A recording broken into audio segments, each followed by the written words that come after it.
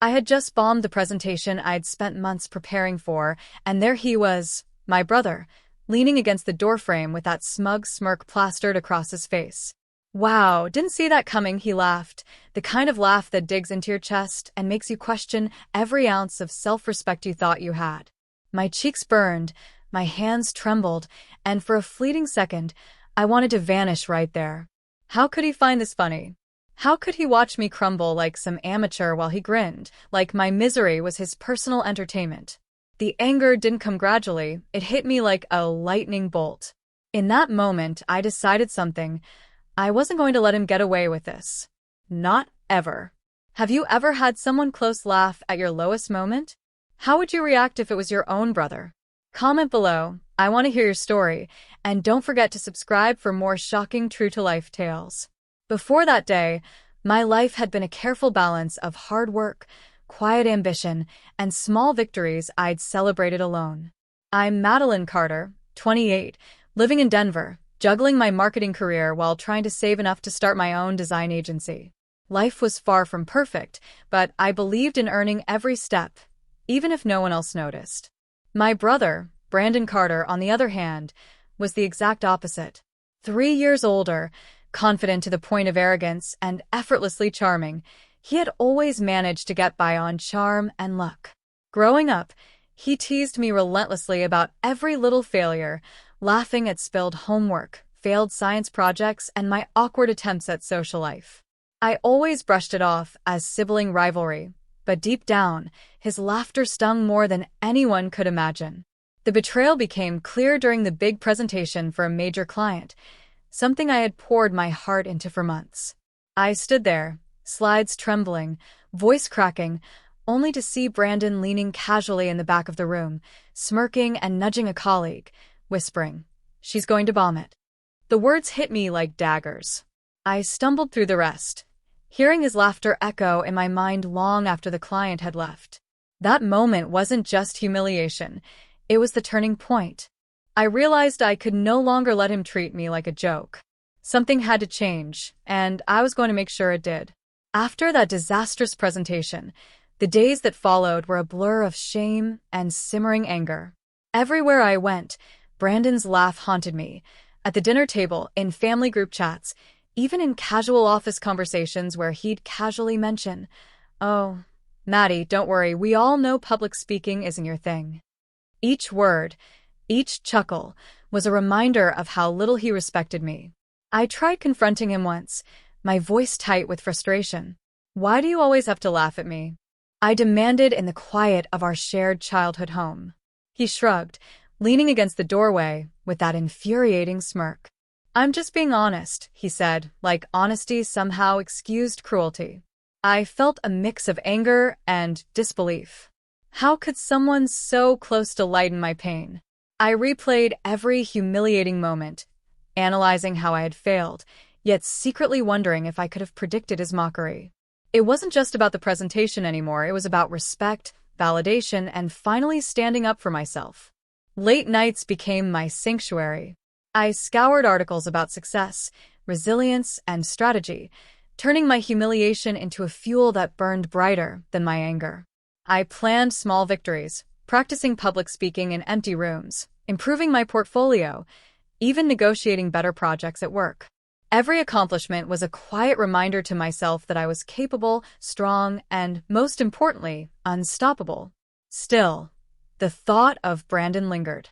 His laughter had lit a fire I couldn't ignore, a hunger not just to succeed, but to reclaim the power he had so thoughtlessly belittled. I couldn't let him walk away unaffected.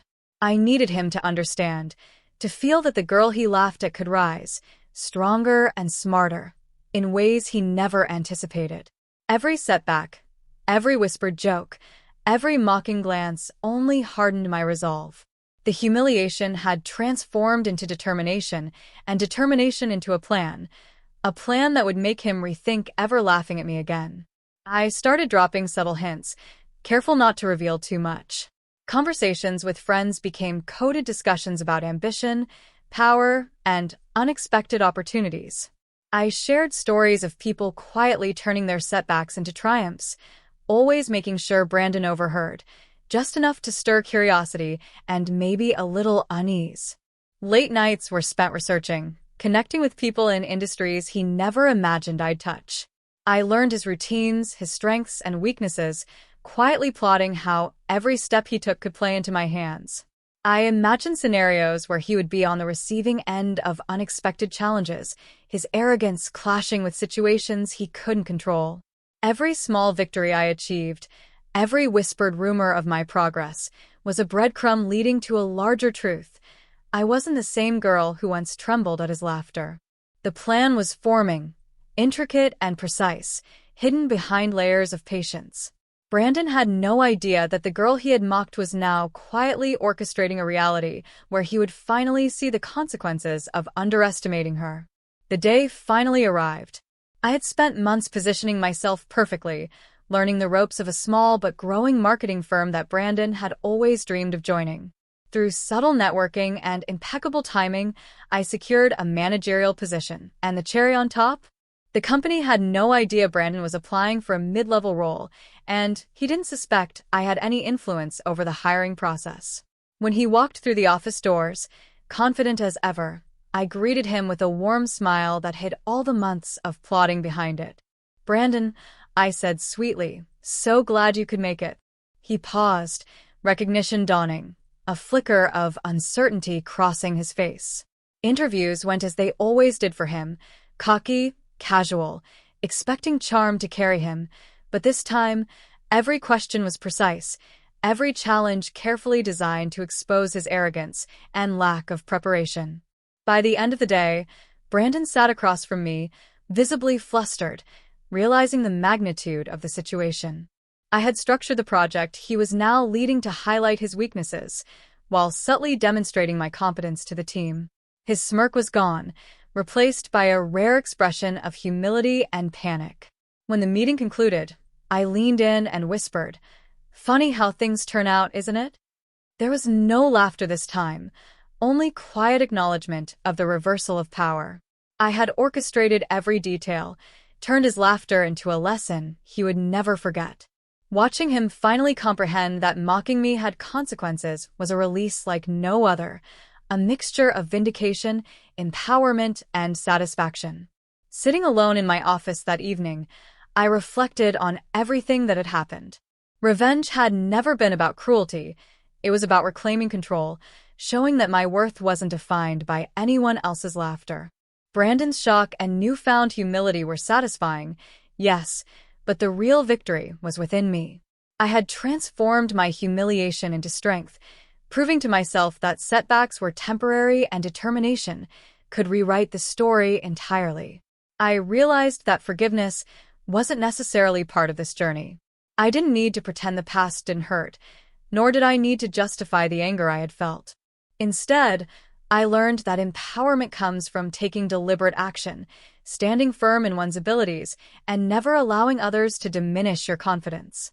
Brandon's laughter had been a catalyst, a spark that ignited a fire I didn't know I had. The experience taught me another lesson too. People reveal themselves in how they respond to others' struggles.